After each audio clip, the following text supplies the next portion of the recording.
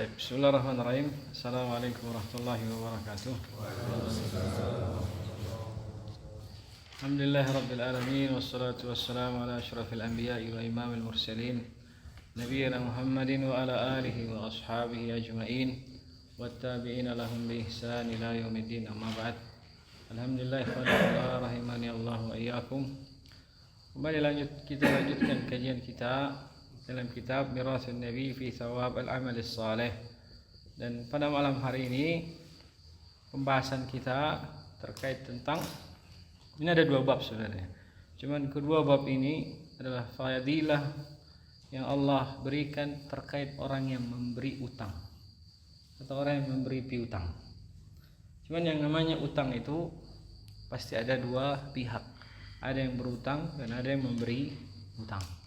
Ada fadilah dari sisi orang yang berutang dan ada fadilah dari sisi orang yang memberi piutang. Dan di dua bab ini yang ada hanya fadilah dari mereka yang memberikan utang atau memberikan kemudahan bagi orang-orang yang berutang. Adapun orang-orang yang berutang sendiri tidak disebutkan. Karena secara asal utang dalam syariatul Islam itu tidaklah kita tempuh kecuali karena keadaan mendesak. Dan itu pun Allah Subhanahu wa taala membukakan kita pintu utang sebenarnya untuk menjaga muruahnya kita dari yang namanya meminta-minta. Ya, karena simahnya seorang muslim itu adalah menjaga iffah mereka. Iffah dalam syariat itu ada dua. Iffah dari sisi menjaga kemaluannya, dan yang kedua iffah dia menjaga dirinya dari meminta-minta kepada manusia. Nah, sehingga Allah Subhanahu wa taala membukakan satu pintu bagi mereka yang berusaha menjaga iffah, kemuliaan diri mereka untuk tidak meminta kepada manusia dengan jalan utang. Nah, dan utang sendiri itu sudah ada adab-adabnya yang disebutkan dalam surah Al-Baqarah, ya, satu halaman khusus sebelum ayat terakhir dari Al-Baqarah, ya. Satu surah khusus dan dikatakan ayat yang paling panjang di antara sekian banyak ayat di dalam Al-Quran, yaitu tentang masalah utang. Kemudian yang selanjutnya kembali kepada orang-orang yang berutang.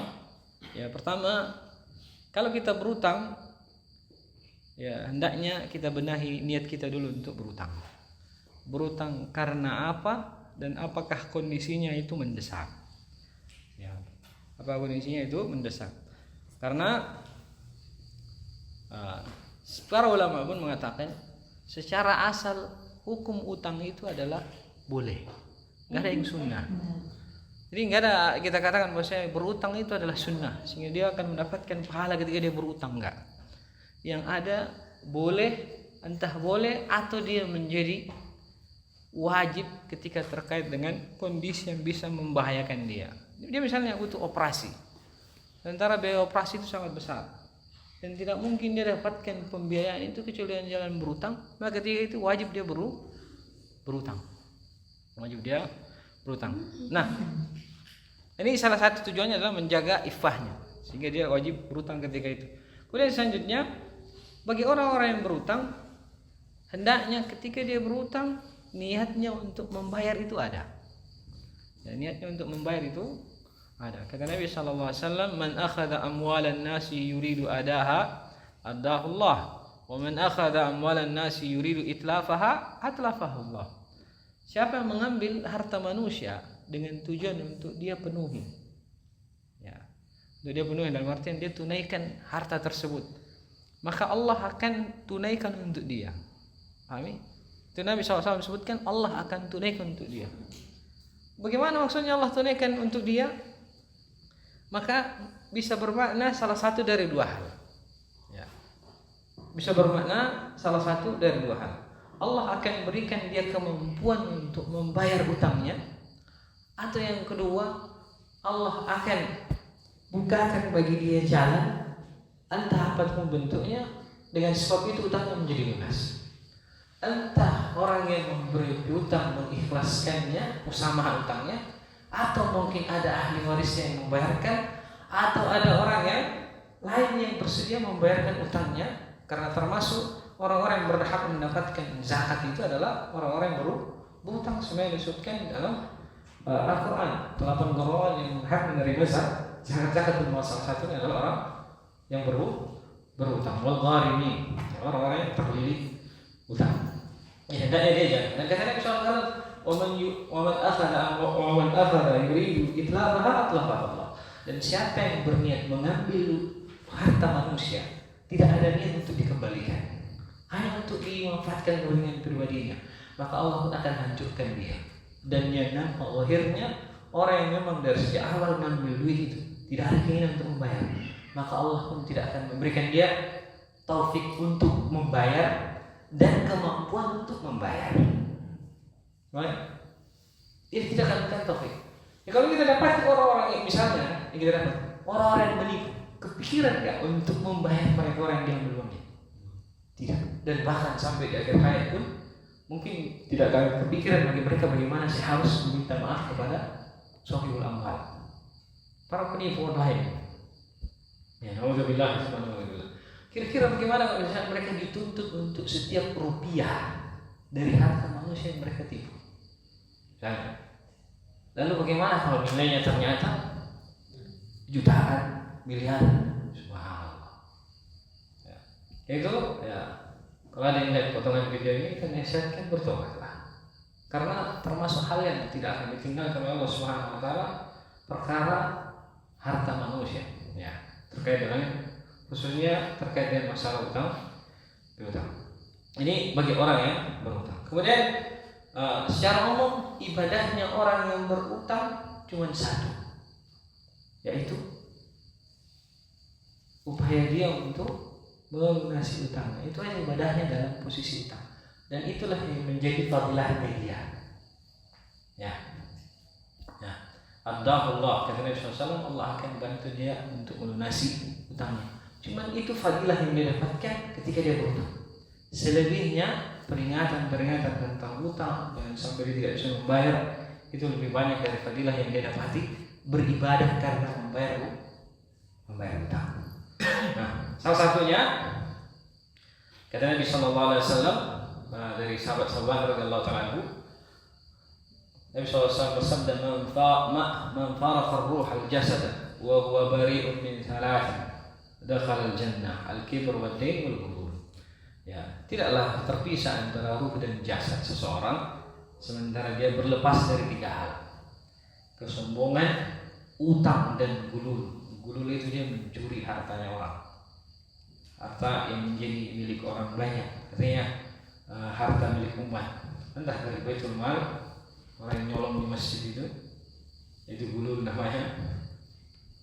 Kata Nabi SAW, tidaklah seorang itu berpisah ruh dan jasadnya, dia terlepas dari 3 hal, dari kesombongan, utang, dan mencuri harta kaum muslimin, ya, harta yang sifatnya milik umum, kecuali dia akan masuk surga Allah Subhanahu wa taala.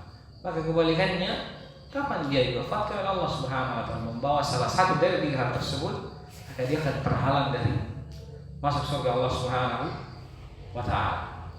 Dan juga dari sebuah hadis yang diriwayatkan oleh Imam Tirmidzi dan dihasankan dari sahabat Abu Hurairah radhiyallahu ta'ala anhu, bahwa Rasulullah SAW bersabda, "Nafsul mu'min mu'allaqatun bidainihi hatta yuqda anhu." Jiwa seorang mukmin itu tergantung di akhirat, dia bisa masuk ke surga kalau misalnya dia dari penduduk yang masih masuk surga, bidainihi hatta yuqda anhu, dengan utangnya sampai akhirnya utangnya itu dilunasi.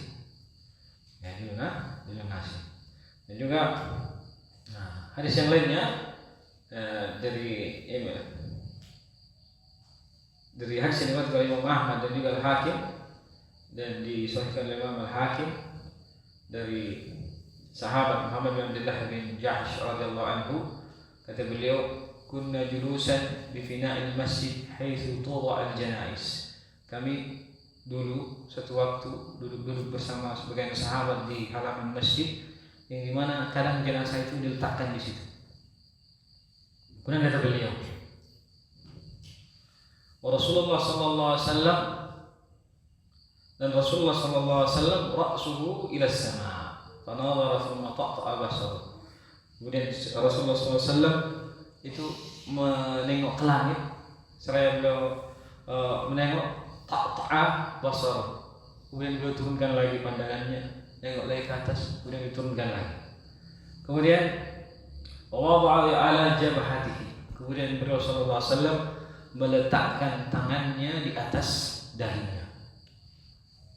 Tahu gambarannya apa?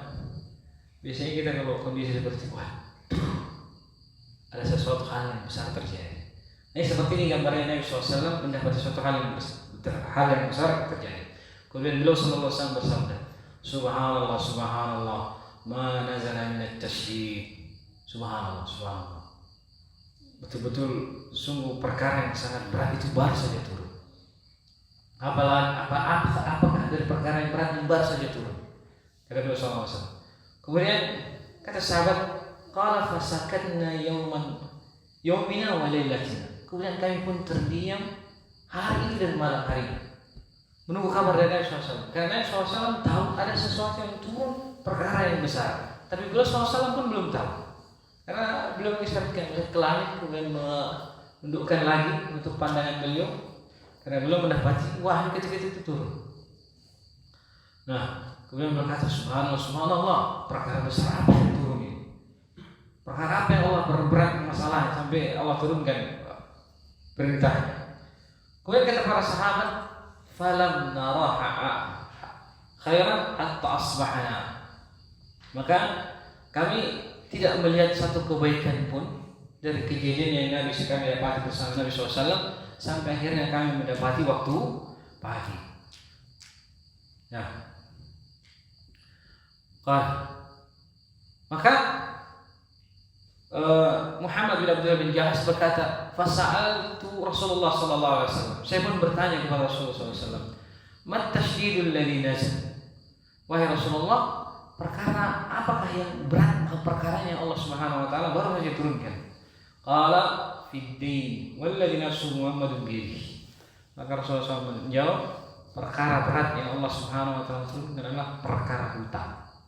Demi yang jiwa Muhammad yang ada di tangannya. Law anna rajulan qutila fi sabilillah thumma 'asha. Andai kata seorang itu terbunuh fi sabilillah, kemudian dia hidup, bangkit lagi dari kematian.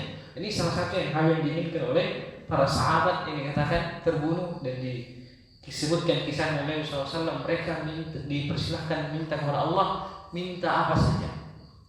Maka mereka pun meminta, ya Allah, kembalikan kami hidup supaya kami bisa berjihad dan terbunuh di jalan. Maka Allah Subhanahu wa taala tidak mengabulkan karena telah tetap ketetapan Allah Subhanahu wa taala bahwasanya orang mati tidak akan hidup sampai hari kiamat. Tapi mereka diberikan kabar oleh Allah Subhanahu wa taala, diberikan nikmat yang lain bahwasanya mereka disampaikan kabar, turunkan wahyu yang dengannya keluarga mereka tahu bahwasanya orang-orang yang mati syahid itu dalam keadaan nikmat. Itu firman Allah Subhanahu wa taala, "Wala tahsabanna alladziina qutilu fi sabilillahi amwatan bal ahya'un inda rabbihim yurzaqun." Jangan kamu kira orang yang terbunuh di jalan Allah itu mati, bahkan mereka hidup di sisi Rabbnya mendapatkan rezeki. Allah turunkan ayat itu yang menunjukkan bahwasanya besarnya fadilah mereka. Jadi Nabi SAW menyebutkan, andai kata seorang itu mati di jalan Allah, kemudian dia hidup kembali, artinya dia bisa mendapatkan fadilahnya sahabat itu yang terbunuh di jalan Allah, kemudian bisa diberikan hidup kembali. Tsumma qutila fi sabilillah, kemudian terbunuh lagi di jalan Allah. Tsumma ash, kemudian dia bangkit lagi. Berarti dia sudah mendapati 3 kehidupan. Kemudian kata Nabi SAW, wa alaihi dainun ma adkhala al-jannah hatta yuqda dailah. Dan dia punya utang, dia tidak akan masuk surga sampai dilunasi utangnya. Subhanallah. 2 kali dia mati syahid, 3 kali dapat kesempatan hidup oleh Allah Subhanahu wa taala, tidak bisa masuk surga kecuali telah dilunasi utangnya. Ini menunjukkan bahwasanya betul-betul perkara ini adalah perkara yang sangat besar. Ya, fadilah jihad pun tidak mampu menyelamatkan dia dari tergantungnya dia dari bahaya utang itu sendiri. Nah, Kemudian di hadis yang lain disebutkan dalam Sahih Al-Bukhari dari Salamah bin Aqwa radhiyallahu taala anhu, beliau berkata, "Kunna julusan inna Nabi sallallahu alaihi wasallam idza ata bi janazatin faqalu shalli 'alaiha." Tatkala kami duduk bersama Nabi sallallahu alaihi wasallam, kemudian tiba-tiba datangkan kepada beliau jenazah. Maka para sahabat pun berkata, "Ya Rasulullah, shalli 'alaiha." Salatlah untuk jenazah tersebut. Maksudnya salati dia. Maka Nabi SAW bertanya, faqala hal alaihi dain, dia punya utang tak? Nabi tanya. Qalu la. Para sahabat, enggak ya Rasulullah. Qala fahal taraka syai'an, apakah dia meninggalkan sesuatu? Maka para sahabat berkata, qalu la, tidak ada ya Rasulullah. Fasalla 'alaiha. Kemudian Nabi SAW pun mensolati jenazah tersebut. Kenapa? Karena beliau sudah pastikan orang tersebut tidak ada utang yang dia tinggalkan. Thumma utiya bi janazatin ukhra. Kemudian beliau didatangkan untuk beliau jenazah yang lain. Kemudian para sahabat berkata, "Ya Rasulullah, salli 'alaiha." Salatlah untuk jenazah tersebut. Faqala hal 'alaihi dainun? Apakah dia punya utang? Kata Nabi sallallahu alaihi wasallam. Qila na'am. Maka dikatakan kepada Nabi sallallahu alaihi wasallam, "Ya Rasulullah, dia punya utang." Qala fa hal taraka syai'an? Qalu thalatha dananir. Fasalli 'alaiha. Fasalla 'alaiha. Maka Nabi sallallahu alaihi wasallam bertanya, apa dia meninggalkan sesuatu? Para sahabat berkata, dia meninggalkan 3 dinar. Fasalli 'alaiha. Maka salatlah untuknya wahai Rasulullah. Qala sallu 'ala sahibakum. Qala Abu Qatadah, sallu 'alaihi ya Rasulullah wa 'alayya dainu fa shalla 'alaihi. Maka karena dia punya 3 dinar ini, yang sebenarnya 3 dinar ini belum mencukupi untuk membayar melunasi utangnya. Maka Nabi SAW, sallu 'ala sahibikum. Salatlah kalian untuk sahabat kalian.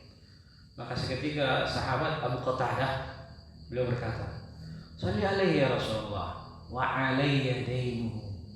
Salatlah ya Rasulullah, salati dia ya Rasulullah, saya yang tanggung utangnya. Maka Nabi SAW pun mensolatinya. Bahkan dalam sebuah riwayat dikatakan sahabat ini, Abu Qatadah ini yang menanggung utangnya, itu setelah 3 hari berlalu bertemu lagi dengan Nabi SAW. Selama 3 kali pertemuan, Nabi SAW selalu bertanya kepada Abu Qatadah, "Hal qadaita dain? Kamu sudah bayar utangnya?" "Belum ya Rasulullah." Nabi masih diamkan. Sampai ketiga kali bertemu dengan Nabi SAW, Nabi bertanya, "Hal qadaita dain? Kamu sudah bayar utangnya?" Maka kata Abu Qatadah, "Sudah ya Rasulullah." Maka Nabi SAW mengatakan, "Al-ana barida jilduhu." Sekarang baru dingin kulitnya. Subhanallah. Jadi ini jangan menunjukkan bahwasanya utang itu bisa menjadi salah satu sebab seorang itu diazab di kuburnya. Karena Nabi SAW mengatakan, "Al-ana barida jilduhu." Berarti selama utangnya belum dilunasi, dia akan masih merasakan panas di kulitnya. Ya, walaupun dia tidak bisa dikatakan, maksudnya dia diazab seperti api neraka atau azab siksaan kubur yang lainnya seperti orang-orang fajir, tidak. Ya, kondisinya berbeda. Terlebih lagi yang wafat ini adalah sahabat Nabi Shallallahu Alaihi Wasallam. Bisa jadi dia dari ahli Badar, ahli Uhud atau Bai'atul Ridwan. Ini semuanya dijanjikan oleh Allah Subhanahu Wa Taala untuk masuk surga. Cuman zahirnya sebagian di antara utang itu adalah sebab dari seorang merasakan sebagian kecil dari azab kubur. Ya. Baik.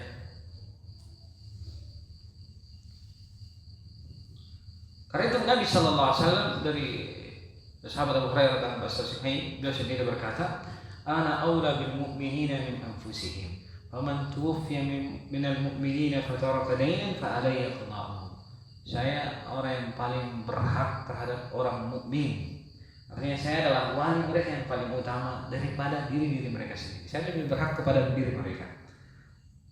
Faman tuwfiya minal mu'minina fataraka dainan fa alayya qada'uhu. Maka siapa yang diwafatkan dari orang mukmin dan dia punya tanggungan utang, maka saya yang tanggung, kata Nabi Sallallahu Alaihi Wasallam.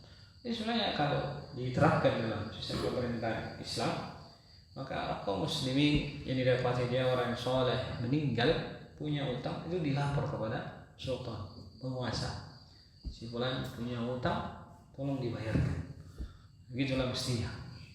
Pemerintah yang menanggung. Tapi bukan dari kalangan orang-orang yang bergampangan dari mengambil utang. Kemudian kata beliau, "Wa man taraka malan fali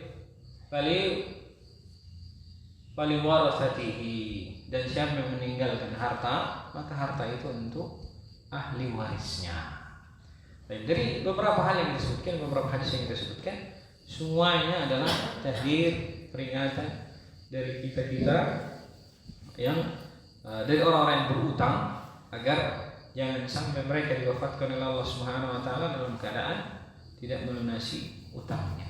Ketika masih hidup, ketika dia punya kemampuan dan sengaja tidak melunasinya, dia telah terjatuh dalam perbuatan zalim. Kata Nabi sallallahu alaihi wasallam, "Matalul ghaniyyu dzulmun." Matalul ghaniyyu dzulmun. Makhluk itu mematil. Mematil artinya orang yang sengaja menunda-nunda pembayaran utangnya padahal dia ghaniyun, mampu untuk membayar utang. Dzulmun adalah kezaliman. Nah, kemudian selanjutnya, karena ini bagi orang yang berutang ya, dan bagi orang-orang yang memberi utang, itu faedahnya jauh lebih banyak. Karena secara asal mereka berada dalam posisi orang yang memberi bantuan, sehingga mereka memiliki fadilah yang lebih banyak. Dan ketika mereka tidak memberi pun, secara asal hampir bisa dikatakan tidak ada celaan. Kenapa? Karena asal dalam memberi utang hanya sekedar sunnah.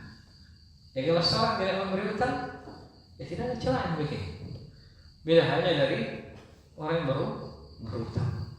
Ketika mengambil saja, nah kalau dia tidak punya hajat, dia sudah tercela sebenarnya. Baik, ini bagi orang-orang yang memberikan utang.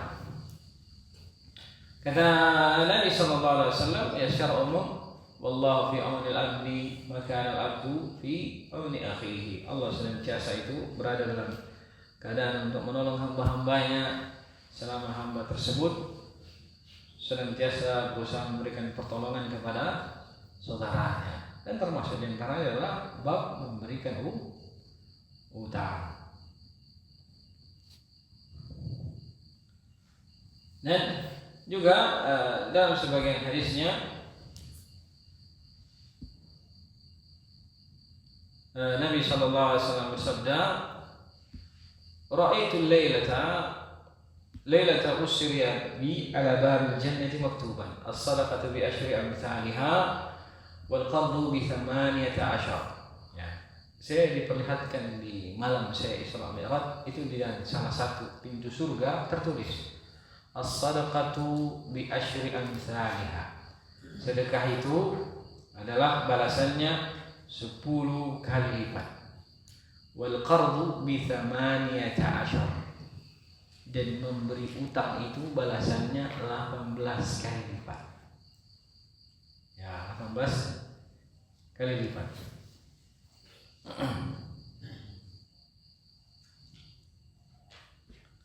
Dan dalam sebagian hadisnya dalam riwayat as-sahihain Rasulullah SAW bersabda,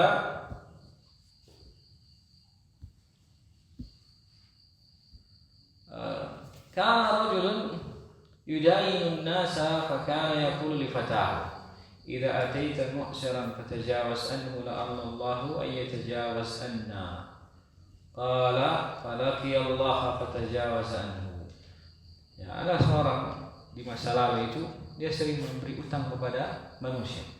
Kemudian dia berpesan kepada bendaharanya, tukang tagih dan kolektornya. Idza ataita mu'siran fatajawaz anhu. Kalau kamu mendatangi orang yang kesulitan, tidak bisa membayar utangnya setelah jatuh tempo, maka mudahkanlah urusannya. Fatajawaz anhu. Jangan kamu desak, paksa atau sita menyita misalnya. Kemudian kata beliau sallallahu alaihi wasallam, la'allallaha ayyatajawaz anha. Semoga Allah Subhanahu wa taala pun memberikan kita kemudahan, ya, memaafkan kita. Qala, maka Nabi SAW bersabda, falaki Allah fatajawaz anhu. Maka dia pun bertemu dengan Allah dan Allah pun memaafkan dia. Ya, memaafkan dia. Dan juga Nabi SAW bersabda dalam hadis yang lain, man anzara mu'siran kana lahu kullu yawmin sadaqah. Siapa yang memberikan keringanan kepada orang-orang yang berutang, maka baginya setiap hari itu bernilai sedekah. Wa man anzarahu ba'da hillihi kana lahu mithlahu fi kulli yawmin sadaqah. Dan siapa yang memberikan tangguh setelah jatuh tempo, kana lahu mithlihi fi kulli yawmin sadaqah, maka itu setara baginya sedekah setiap hari senilai itu. Ya, sedekah setiap hari senilai itu. Ini diantara hal yang menunjukkan tentang fadilah kita memberikan piutang. Dan kita baca babnya yang disebutkan oleh penyusun buku. Bab yang pertama, thawabu may yassara ala mu'sirin aw anzarahu aw wada'ahu. Ya. Pahala orang yang memberikan kemudahan kepada orang-orang yang kesulitan, aw anzara anhu, atau memberinya waktu tangguh, aw wada'a anhu, atau wada'a artinya melunasi utangnya. Allah Subhanahu wa taala berfirman, wa in kana dzu usratin fanadhiratun ila maisarah. Kalau dia adalah orang yang kesulitan, tidak sanggup untuk membayar utangnya, fanadhiratun ila maisarah, maka berikanlah waktu tangguh sampai datang waktu dia diberikan kemudahan untuk melunasi utangnya. Wa an tasaddaqu khairul lakum in kuntum ta'lamun. Dan kalau kalian bersedekah itu lebih baik kalau kalian mengetahui. Tapi di sini ada pembahasan yang mana afdal. Karena Allah Subhanahu wa taala sini menyebutkan wa an tasaddaqu khairul lakum in kuntum ta'lamun. Kalau kalian bersedekah, dalam artian apa? Kapan kita ikhlaskan utang itu, maka jadilah jatuhnya sedekah. Kalau kita bersedekah, tentunya lebih baik kalau kita tahu. Nah, sementara dalam sebagian hadisnya, antara apa yang kita sebutkan tadi, ya, sedekah itu 10 kali lipat. Sementara utang itu bisa 18 kali lipat. Nah, terus yang mana yang afdal? Sementara Allah Subhanahu wa taala sebutkan dalam ayat itu Al-Qur'an surah Al-Baqarah, utang sedekah itu lebih baik daripada memberi utang. Dan hadisnya menyebutkan bahwasanya sedekah nilainya 10 kali lipat, sementara utang setara 18 kali lipat. Yang mana yang afdal? Ya, para ulama juga berselisih. Dan mereka pun menyebutkan beberapa pendapat. Kemudian yang disebutkan Imam Nawawi rahimahullah bahwasanya dilihat kondisinya. Sedekah itu lebih afdal dari sisi bagi mereka yang memberikan sedekahnya itu bagi orang yang tidak sanggup membayar. Sudah jatuh tempo tapi tidak bisa melunasi. Atau setelah dilihat kayaknya bakalan susah. Maka di sini lebih afdal. Adapun utang lebih afdal dari sisi ketika awal kali dia meminta. Meminta, karena utang itu adalah pintu yang mencegah dia dari meminta. Pintu yang dengannya iffah, kemuliaan seorang itu tetap terjaga dari yang namanya utang. Nah, kemudian di sebagian hadisnya dikatakan bahwasanya kalau sudah tiba waktu jatuh temponya, maka setiap hari itu dia bernilai sedekah dengan nilai utang yang dia berikan. Yang misalnya dia berutang, berikan piutang 1 juta, dikasih tempo sepekan. Ini pentingnya dalam masalah utang itu ada tempo, karena tempo itu ada faidah di dalamnya, bukan hanya sekedar masalah menjaga amanah, tapi ada faidah di dalamnya dari sisi ibadah dan mendapatkan fadilah. Kalau dia sudah jatuh tempo, maka setiap hari itu bernilai sedekah bagi dia, senilai dengan utang yang dia berikan. Kalau sudah jatuh tempo dan dia berikan keringanan, kata Nabi SAW, maka itu bernilai 2 kali lipat dari piutang yang dia berikan. Ya, karena itu pentingnya memberikan tempo. Dan abis ini insya Allah kita baca surah Al-Baqarah perihal tentang masalah adab utang piutang. Kemudian hadis yang kedua dari sahabat Abu Hurairah radhiyallahu taala anhu, dari Nabi sallallahu alaihi wasallam, beliau bersabda, "Man naffasa mu'minin kurbatan min kurabid dunya, naffasallahu anhu kurbatan min kurabi yaumil qiyamah." Siapa yang nafasa, ya, memberikan kesempatan untuk bernafas. Nafas, memberikan nafas dari seorang mukmin kepada seorang mukmin dari kurbatan min kurabid dunya, dari setiap masalah atau kesempitan dari kesempitan hidup di dunia. Naffasallahu anhu kurbatan min kurabi yaumil qiyamah. Maka Allah pun akan memberikan dia kemudahan, ya, nafas yang lega dari beratnya hari kiamat. Wa may yassara 'ala mu'sirin fid dunya yassarahu Allah fid dunya wal akhirah. Siapa yang memberikan kemudahan mu'sirin, ala mu'sirin, bagi orang yang kesusahan. Cuma secara mu'sir itu kalau dalam Al-Qur'an itu secara asal dalam bab utang piutang adalah mereka yang tidak bisa membayar utangnya di saat jatuh tempo. Itu namanya mu'sir. Mu'sir. Walaupun secara umum maknanya mu'sir itu adalah semua kesulitan. Cuma dari sisi bab utang piutang, mu'sir adalah orang yang tidak bisa membayar utangnya tatkala jatuh tempo. May yassara 'ala mu'sirin fid dunya yassarahu Allah 'alaihi fid dunya wal akhirah. Siapa memberikan kemudahan kepada orang yang kesulitan di dunia, maka Allah akan berikan dia kemudahan di dunia dan di akhirat. Wa man satara musliman satarahu Allah fid dunya wal akhirah. Dan barang siapa yang menutupi aib seorang muslim, maka Allah pun menutupi aibnya di dunia dan di akhirat.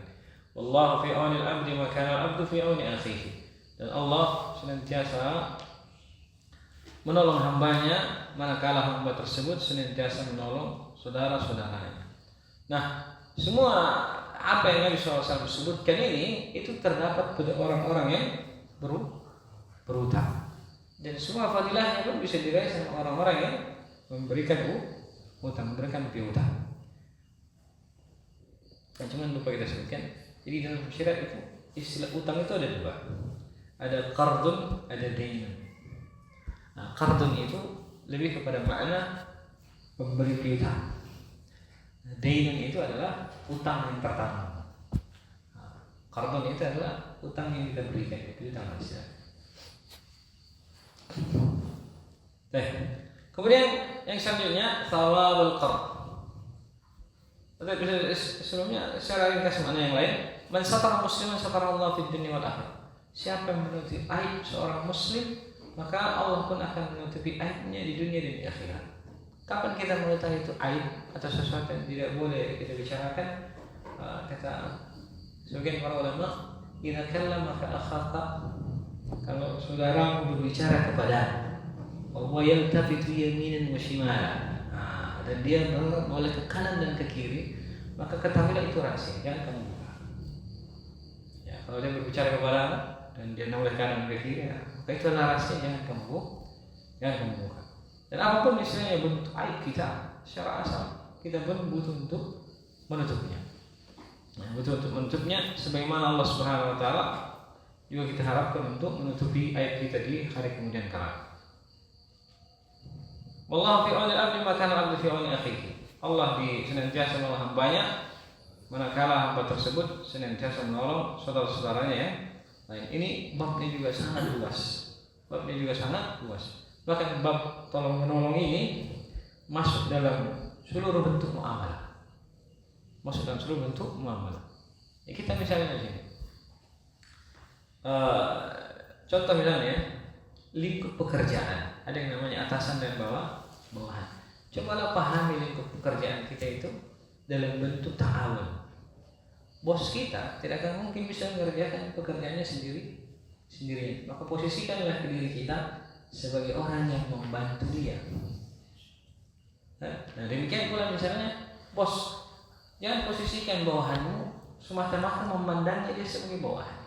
Dia pandanglah dia sebagai orang yang membantu kita. Nah kalau semuanya berprinsip seperti itu, insya Allah pekerjaannya akan dimudahkan oleh Allah Subhanahu wa Ta'ala. Allah fi aunil abdi maka al-abdu fi auni akhi. Allah senantiasa menolong seorang hamba kalau dia senantiasa menolong saudara.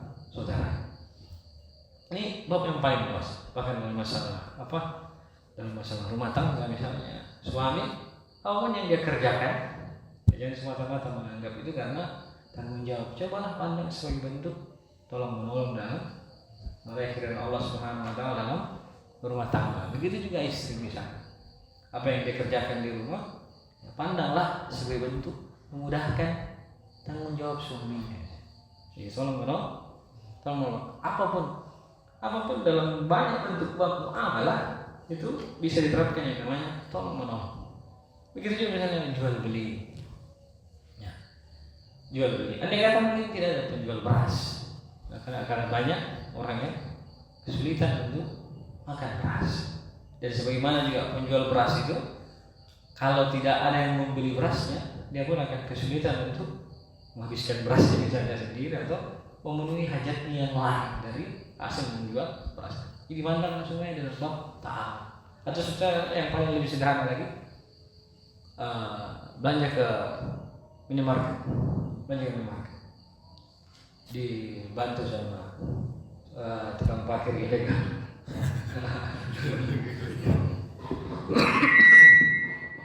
Dibantu sama tukang parkir ilegal. Ya pandanglah itu sebagai bentuk menolong, karena dia sudah menolong kita bawakan motor. Nah, kasihlah 2 liter sebagai bentuk taat. Walaupun bisa kita pandang dari sisi yang lain, dianggap sedekah karena asalnya parkir gratis, itu pun bisa. Tapi ya biasanya kalau kita pandang lebih bab ta'awun, insya Allah perasaan juga itu akan lebih lega. Dan insya Allah kita tidak dapat masalah di kemudian hari. Kenapa? Biasanya kalau nggak keluar itu kemudian hari agak susah parkir. Minimal ketemu udah mukanya ngalahin. Ditandain motornya. Baik, bab selanjutnya thawabul qard, ya, pahala memberi utang. Dan sebenarnya sudah kita sebutkan hadis ini dari tadi. Wa kharaja Ibnu Majah wal Baihaqi bi isnadihima an Anas bin Malik radhiyallahu ta'ala anhu, dan dikeluarkan oleh Ibnu Majah dan Imam Al-Baihaqi dengan sanad keduanya dari Anas bin Malik radhiyallahu anhu. Bahwasanya Rasulullah sallallahu alaihi wasallam bersabda, "Ra'aitu lailata usriya bi ala babil jannati maktuban as-sadaqatu bi asyri amsalha wal qardu bi 18." Saya diperlihatkan di malam saya Isra Mi'raj, di pintu surga, salah satu pintu surga terdapat sebuah tulisan, sedekah itu balasannya 10 kali lipat, dan memberi pinjaman itu pahalanya 18 kali. Dan sebagian para ulama memberikan makna qard di sini umum dengan firman Allah Subhanahu wa Ta'ala, "Man dzalladzi yuqridullaha qardan hasana yudha'ifu lahu wa lahu ajrun karim." Jadi barang siapa yang memberikan qard, pinjaman kepada Allah Subhanahu wa Ta'ala. Ya. Kata pinjaman kepada Allah Subhanahu wa Ta'ala ini itu agak meluas, para ulama menafsirkannya. Ada yang menafsirkannya bahwasanya qard itu adalah apa yang diinfakkan di jalan Allah. Maka itu dianggap hutang karena di medan jihad. Yang selanjutnya, karena qard diinginkan adalah memberikan utang kepada orang yang kesusahan, itu juga dianggap memberikan qardan hasanah, ya, menurut sebagian para ahli tafsir.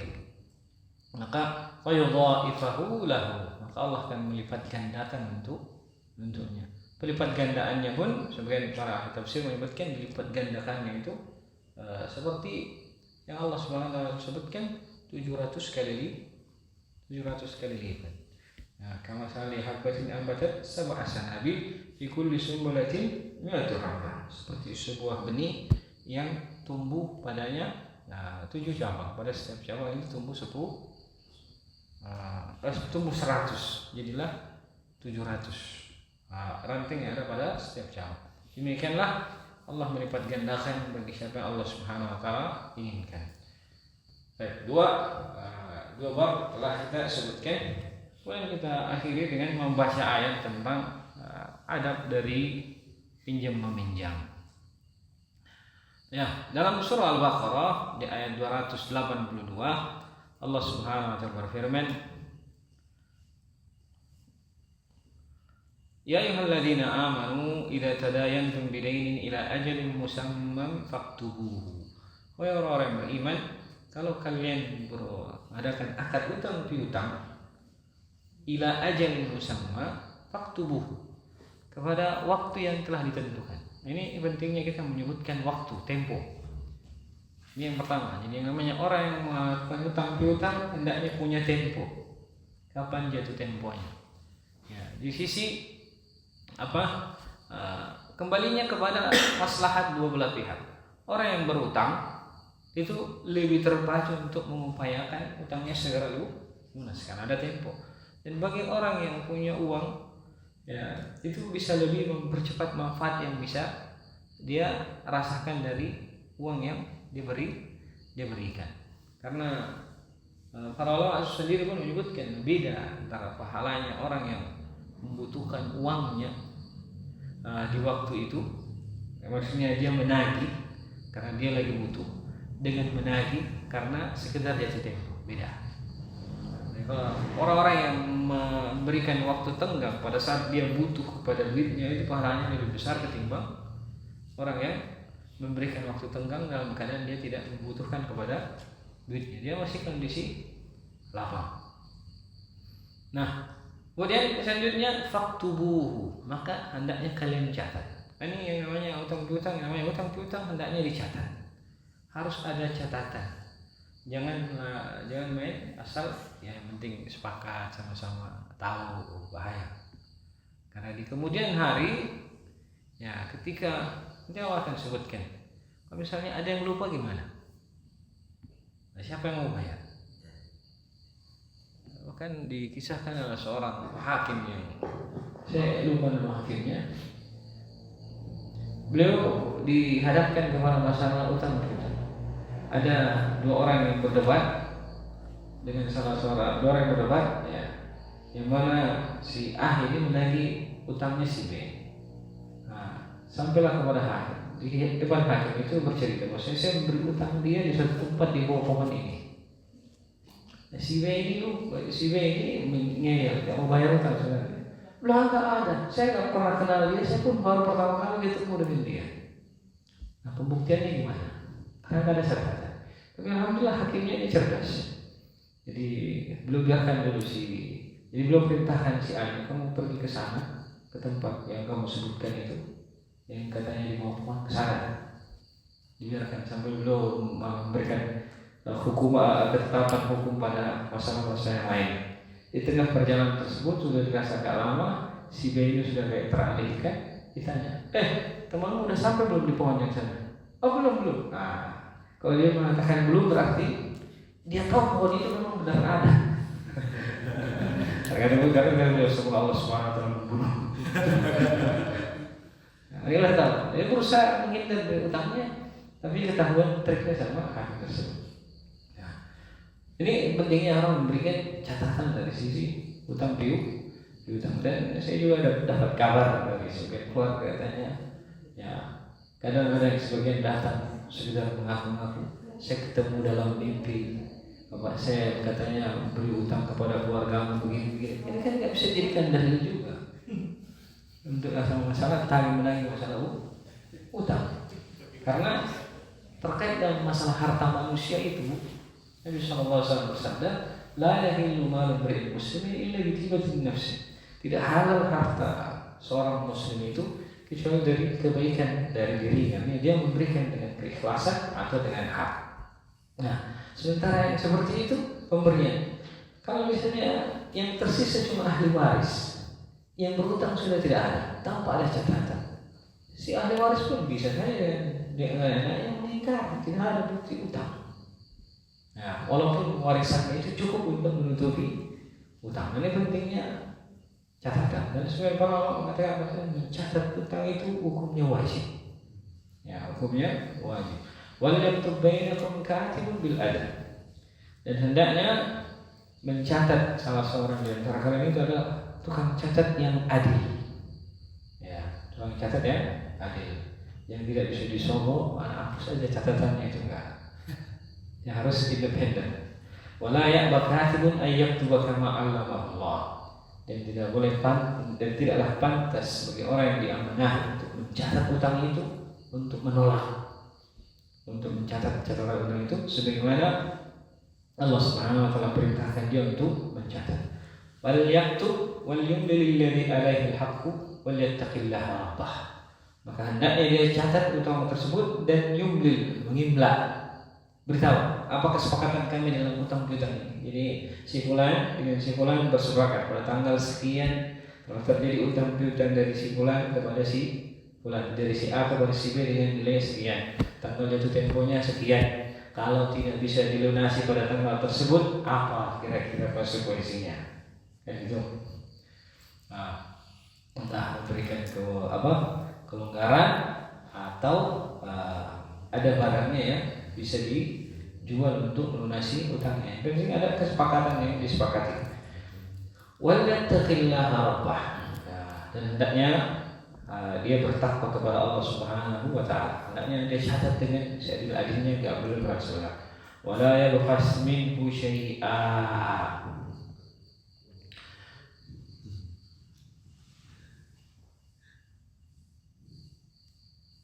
Dan jangan dia mengurangi sedikit pun dari catatan yang telah disepakati oleh kedua belah pihak. Ini penyebutan tentang adanya tukang catat. Nah, tukang catat ini sendiri sebenarnya pihak ketiga. Tapi kalau dua orang sudah bersepakat, salah seorang di antara mereka bersedia mencatat dan ada saksi, maka itu cukup. Karena itu yang penting adalah pembuktian tentang adanya utang. Gitu. Kan karena misalnya kalau cuma satu pihak, oke, kita sepakat, saya tanda tangan. Apa bukti kalau surat itu tidak dimanipulasi? Kan gitu. Nah, munculnya yang namanya saksi.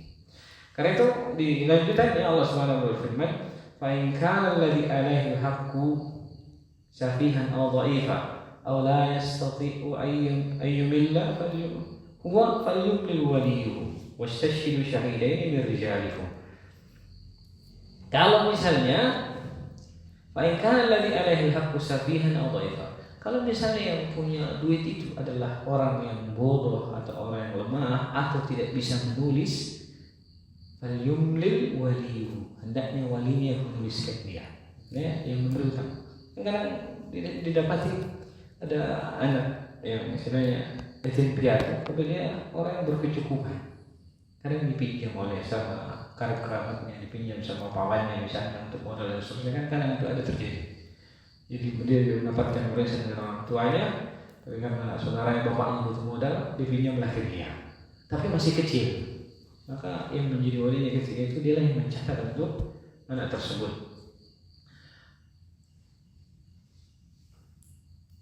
Wastashhidu syahidaini min rijalikum, dan hendaknya mereka menjadikan dua saksi dari dua orang laki-laki, menjadikan dua orang saksi dari laki-laki dari kalangan laki-laki. Fa in lam yakuna rajulaini fa rajulun wa imra'atan mimman tardawna min asy-syuhada. Kalau tidak bisa dua orang laki-laki, maka seorang laki-laki dan dua orang wanita dari orang yang kalian ridhai dari para saksi. Hikmahnya apa? Antadilla ihdahuma fatudzakkira ihdahuma al-ukhra. Jangan sampai salah satunya lupa, maka yang lain itu bisa mengingatkan. Nah, kedua saksi ini boleh diambil dari pihak ketiga atau bisa diambil dari salah satu dari kedua belah pihak. Maksudnya si pemberi utang dan yang berutang masing-masing membawa saksi. Tapi kalau di masa sekarang kita tinggal datang ke notaris, sudah tanda tangan, buat ada suratnya khusus, karena insya Allah aman. Karena mungkin kalau ke notaris biayanya lebih mahal mungkin daripada utangnya cuma utang 500.000. Ya, walaupun sekitar 500.000 bisa mungkin dicatat. Nah, kalau di masa sekarang itu catatan kita mungkin lebih mudah karena kita bisa saling WA. Saya pinjam sekian, dari sekian. Kapan saya transfer ini, mesti transfer yang semua. Insya Allah itu sudah lebih dari cukup. Tinggal di screenshot simpan. Gak perlu kita harus ketemu, bikin surat tangan dan seterusnya. Itu lebih memudahkan. Kemudian Allah SWT dalam kemudian yang selanjutnya, ayat selanjutnya, maksudnya kalau itu ayatnya, Angkatlah ihdahuma fatudzakkira ihdahuma al-ukhra. Ya. Agar jangan sampai salah seorang lupa, maka yang lain itu mengingatkan. Wala yaqashuhada'u idza madu. Dan hendaknya orang yang diminta jadi saksi itu janganlah dia enggan. Hendaknya dia jawab ketika mereka diajak untuk menjadi saksi. Wala tas'umu an taktubuhu saghiran aw kabiran ila ajali. Dan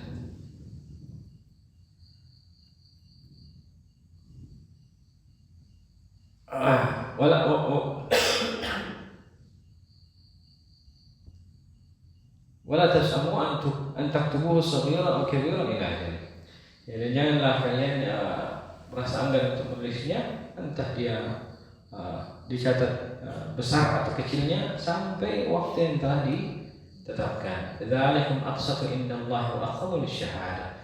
Dan demikian itu lebih adil di sisi Allah Subhanahu wa taala, lebih kokoh untuk persaksian. Wa adna alla tartabu, dan lebih ringan supaya di hari kemudian kalian tidak ragu.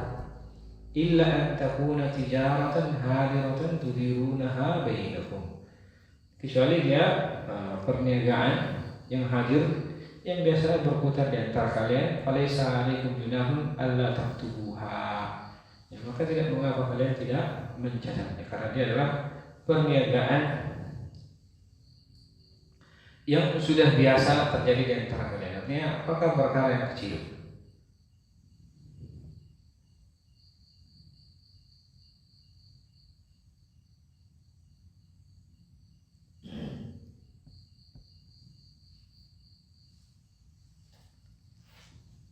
Wa asyhidu idza tabayatum, dan carilah saksi apabila kalian saling berjual beli. Wala yadharra katibun wala syahid, dan tidaklah pula namanya tukang catat itu memberikan mudarat kepada para saksi. Wa inna taf'alu fa innahu fusuqun bikum. Kalau kalian tidak mengerjakan hal tersebut, fa innahu fusuqun bikum. Itu adalah kefasikan bagi kalian. Maksudnya kapan kita melalaikan adab-adab dari pinjam-meminjam ini, tidak adanya saksi atau tidak adanya catatan tertulis, fusuqum bikum, itu adalah kefasikan terhadap kalian.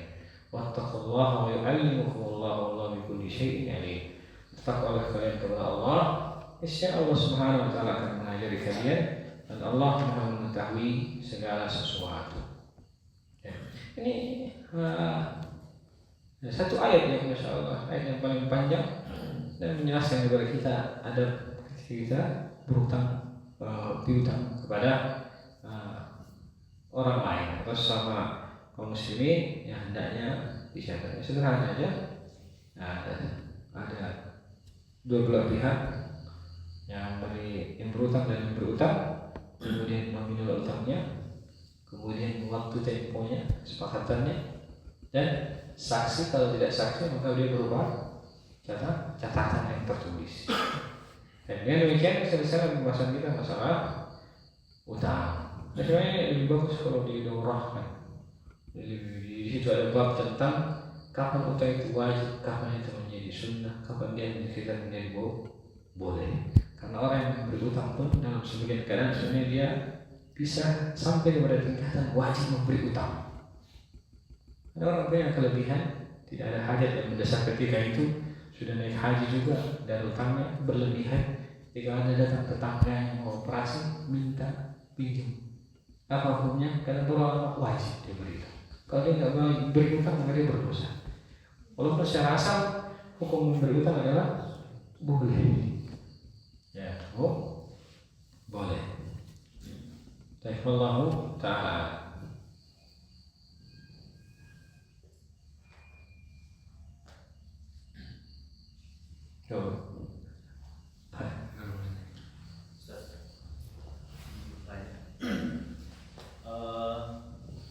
Seumpama kita dulu mungkin zamannya masih sekolah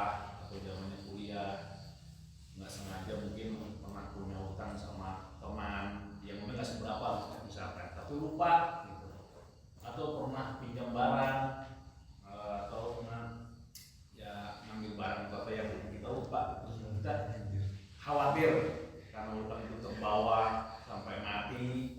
Kemudian bagaimana kita cara untuk membayarnya? Apakah perlu dengan diniatkan sedekah tapi dia nggak tahu jumlahnya berapa gitu? Kalau yang seperti itu yang disebutkan para ulama, dia usahakan cari orang. Kalau dia sudah tidak memungkinkan ketemu orangnya, maka dia sedekah dengan memperkirakan jumlahnya, dan diniatkan untuk yang punya dan berhak. Hanya kita disebutkan para ulama soal itu. Allah Allah. Tadi yang pertama pertanyaan sama sih. Terus yang kedua saya izin tanya, kalau misalkan ada mau amal perjanjian kerja misalkan ya, bisnis gitu loh, bisnis. Terus habis itu orang itu nipu kita, emang seharusnya itu dia bayar kita kayak gitu loh. Apakah itu menjadi hutangnya dia juga? Dan apabila kita meringankan dia, apakah itu menjadi masuk ke pahala-pahala piutang tadi gitu loh? Ya, masuk dalam masalah utang. Karena memang janjinya dia gitu kan, buat ini kan kita. Ya, yang namanya semua harta manusia itu yang diambil tidak secara hak, maka orang itu berkewajiban untuk mengembalikan. Nah, maka ketika kewajiban untuk mengembalikan, posisinya jatuh sama seperti utang. Bedanya ini tidak ada temponya. Ya, tidak ada temponya karena kesepakatan loh. Jadi tiba-tiba dia kabur karena menipu. Dia punya kewajiban untuk utang. Dan bagi orang yang diambil duitnya, maka fadilahnya sama seperti fadilah orang yang memberi utang. Ya, maka dia akan dianggap bersedekah senilai duit yang dibawa kabur itu setiap hari. Ya, setiap hari. Nah, kalau dia ikhlaskan, bagi hadisnya nilai 2 kali. Allah.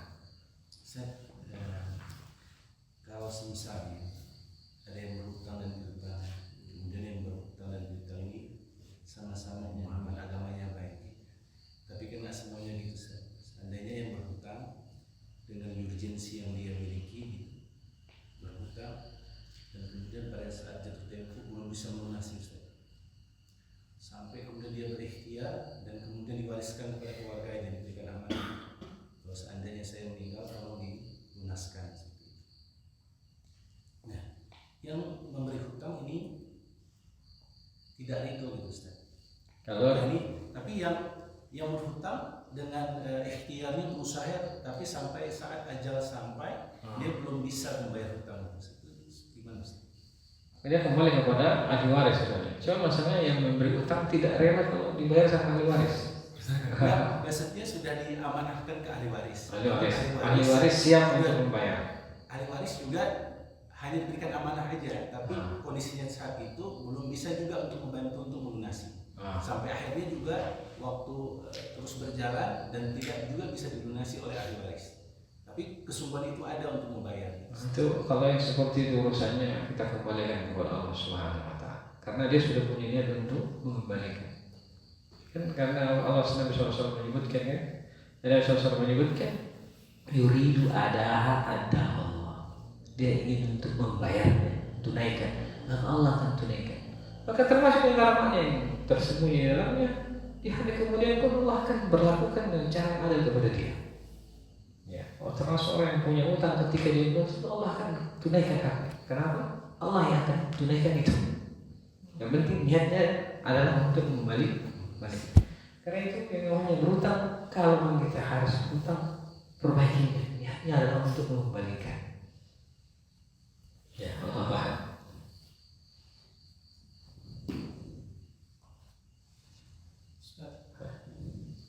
Nah, kalau seumpamanya gini Ustaz, ada seseorang itu suami istri, suaminya tuh pernah janji ke istrinya ingin mengumrohkan gitu, tapi sebelum itu terjadi qadarullah-nya meninggal, apakah itu termasuk hutang atau seperti apa? Dia janji, jatuhnya janji. Dan kata Allah Subhanahu wa taala, Wa aufu bil ahdi innal ahda kana mas'ula. Dan pemulihan janji, sesungguhnya janji itu akan diminta pertanggungjawaban di hari kemudian.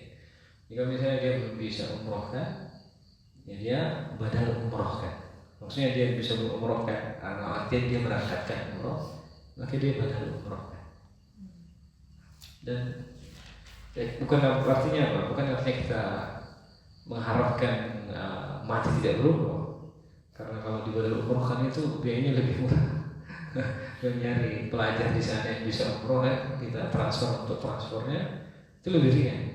Cuma ya, sebisa mungkin ya berangkatlah kalau mampu.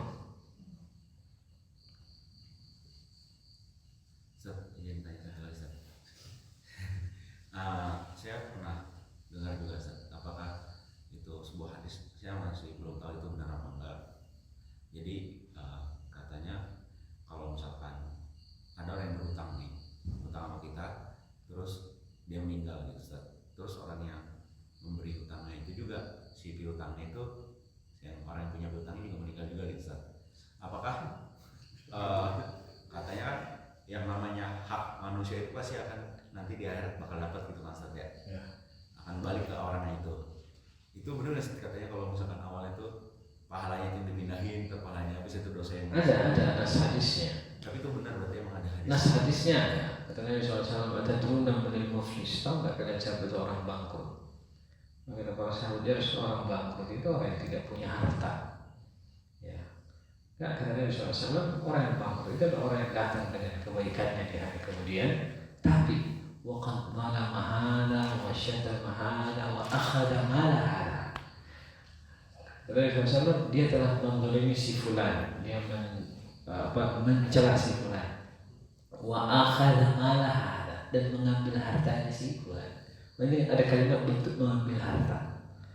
Maka kata Nabi SAW, fayukhadhu min hasanatihi, maka diambil dari kebaikannya. Jadi juga wallahu alam kalimat zahir terakhir ya, sebelum mereka masuk surga, yang zahir adalah urusan orang-orang berutang itu diakhirkan oleh Allah Subhanahu wa taala, dibiarkan menggantung dulu sampai pada akhirnya tidak ada jalan lain. Nah, itu kebaikannya diambil, diberikan kepada yang punya harta. Allah, karena zahir hadisnya seperti itu. Karena ada kalimat akhadha mala hada, mengambil hartanya si fulan.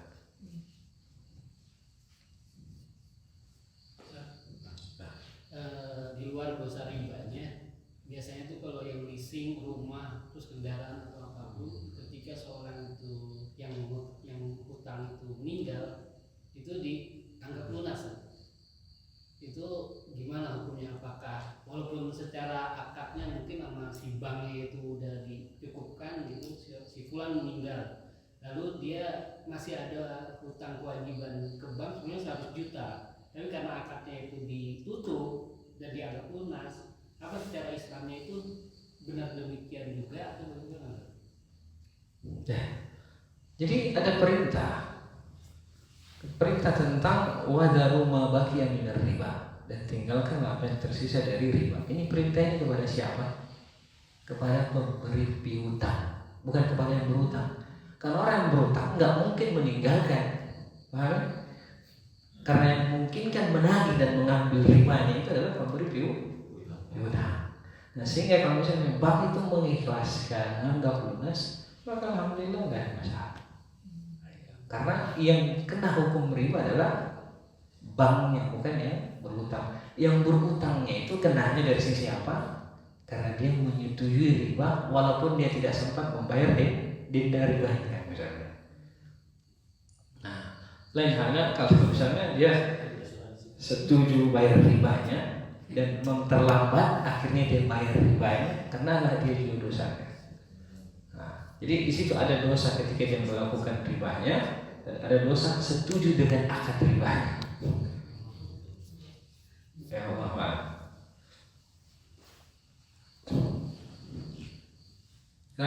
Karena saya pun dari awal sempat bingung masalahnya. Nah kalau disuruh tinggalkan riba, terus kita yang berutang sama leasing misalnya, atau berutang sama bank, ditinggalkan nggak dibayarkan pasti dikejar-kejar terus. Ini gimana caranya? Pikir terus belum jadi kolektor yang datang, gimana caranya? Gak mungkin. Pasti ada yang salah dari pemahamannya. Ternyata itu yang diperintahkan meninggalkan adalah yang meminta riba. Maka itu si banknya, pihak leasingnya, itu yang hendaknya mereka berhenti. Ya, Allah Ta'ala. Coba. Jadi memang ini saja kalau misalnya kita berutang pada orang, kemudian kita ini memang orangnya nggak enakan untuk menagih. Nah, itu baiknya memang kita tagih dulu, baru seandainya tidak mampu baru kita ikhlas. Ya. Bagusnya menagih. Karena itulah di salah satu faedahnya yang namanya apa? Memberikan tempo. Karena salah satu manfaat yang kembali kepada yang memberi utang adalah sekedar mengingatkan aja tempo, gak usah menagih.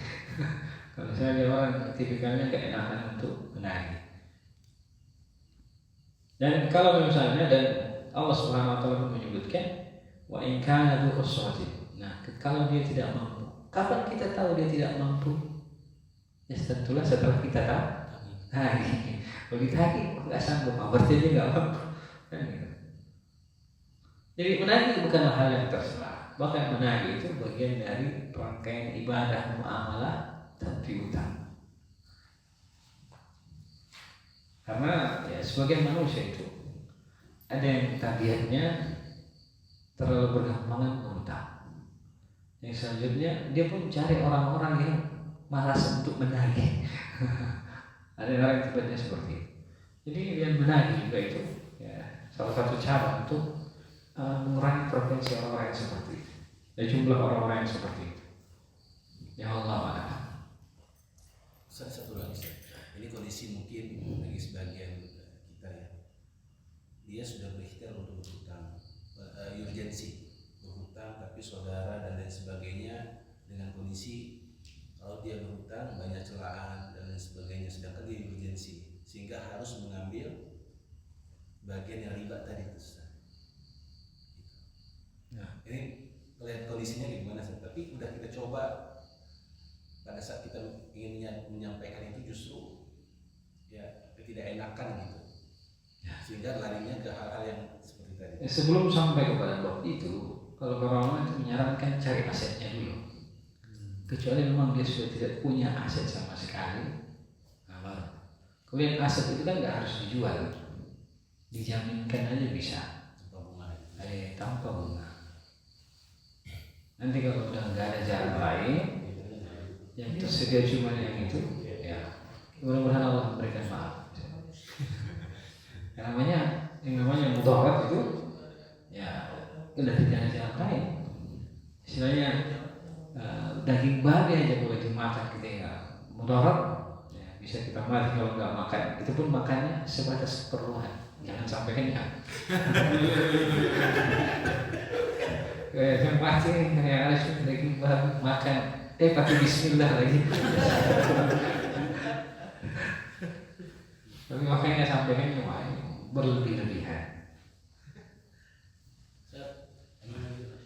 Kalau misalkan seorang itu misalnya sudah terlanjur sebelum dapat taufik misalnya, dia mencicil rumah di leasing di bank gitu, udah berapa persen misalnya, terus tiba-tiba dia dapat taufik, itu sikapnya apa yang benar? Menjual atau melunasi berdasarkan akad pencicilan bulan-bulan itu?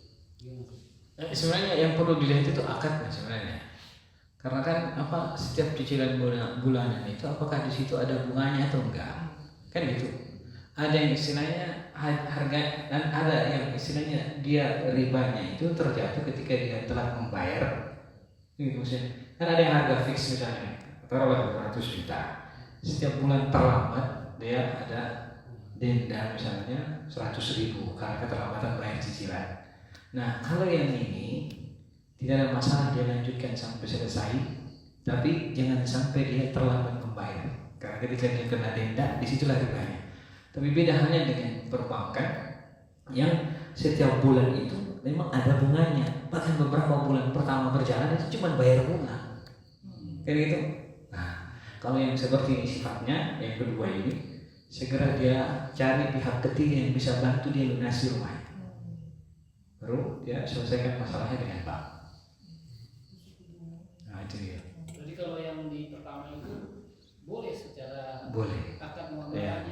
Akadnya tidak boleh, akadnya boleh. Cuman karena masalahnya sudah terlanjur berjalan. Nah, mungkin apalagi kalau sudah masuk tinggal 3 bulan lunas misalnya kan, diusahakan ini sampai selesai, tapi jangan sampai kena bunganya. Karena dia salahnya di situ cuma menyepakati akad riba. Nah, dosanya dia cuma menyepakati akad riba. Nah, dia tidak sampai membayar. Allah. Tapi itu masuk ke dalam maksudnya transaksi riba juga, maksudnya ada anggapan kalau misalnya yang nggak mampu, dia yang nggak mampu misalnya dia daripada kontrak akhirnya dia KPR itu gimana sih? Ada pertanyaan itu. Ya, coba bilang. Kalau misalnya ada anggapan misalnya kita ini udah susah, jadi ngontrak, daripada kita ngontrak kita bayar terus kontrakan, jalan lain buat punya rumah kita KPR ambil riba, nah asal jangan telat nggak apa-apa gitu. Itu benar ya? Karena kesusahan gitu. Enggak, masalahnya itu menyebutkan kata susah. Nah, susah itu kadang kita bingung mengukurnya seperti apa susahnya. Ya kan? Takutnya susahnya cuma gara-gara kamar mandinya nggak luas. Cuman ya sebisa mungkin dihindari, karena yang seperti itu jatuhnya tetap menyetujui akad ribanya. Tetap berjalan setiap bulan, tidak ada apa, selama dia tidak terlambat, tidak ada denda, berarti dia tidak kena riba. Maka sebisa mungkin tetap dihindari, karena yang disepakati di situ tanda tangan adalah ridho dengan perkara yang haram. Bagian dari yang diperangi Allah tuh saja. Ya? Bagian yang diperangi Allah. Bagian dia. Karena disebutkan kan orang-orang yang dilaknat Nabi SAW tentang masalah riba itu, ya akil riba, yang makan, menulis, mewakilnya dan saksi. Ada semua kena. Jadi sebisa mungkin dihindari. Pertanyaannya, seorang suami yang berhutang untuk memenuhi hutang rumah tangganya, apakah hutangnya juga menjadi kewajiban istrinya? Ya, kewajiban suaminya nanti menjadi kewajiban istrinya kalau dia menjadi hutang yang waris. Itu pun jadi hutang yang waris, hendaknya dijawab, ditunaikan dulu oleh ahli warisnya kan. Maka sesuai dengan hitungan waris zahir, istri hanya punya kewajiban membayar apa menjadi bagian dia. 1/8 kalau ada anaknya, karena anaknya yang bayar bagian yang lebih besar. Ya Allah alam, seperti ini lah ini Allah alam. Sebaliknya istri yang berhutang.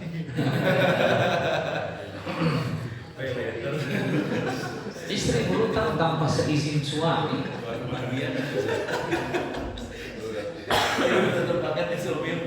Ini banyak juga kasus seperti ini banyak.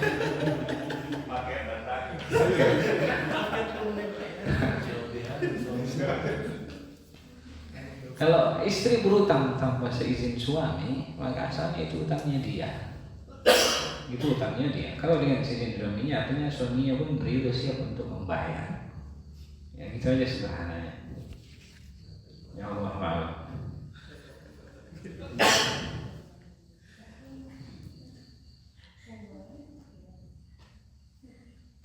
Cukup ya? Cukup. Baik, semoga Allah SWT memberikan kita taufik dan sebagai penutupnya. Ya, hendaknya kita banyak-banyak menghafal doa lunas utang. Yang kedua, semoga kita terhindar dari yang namanya utang. Ya, sallallahu alaihi wasallam wa ala Muhammadin alamin. Subhanallah wa bihamdihi, asyhadu an la ilaha illa anta, astaghfiruka wa atubu ilaik. Wassalamualaikum warahmatullahi wabarakatuh.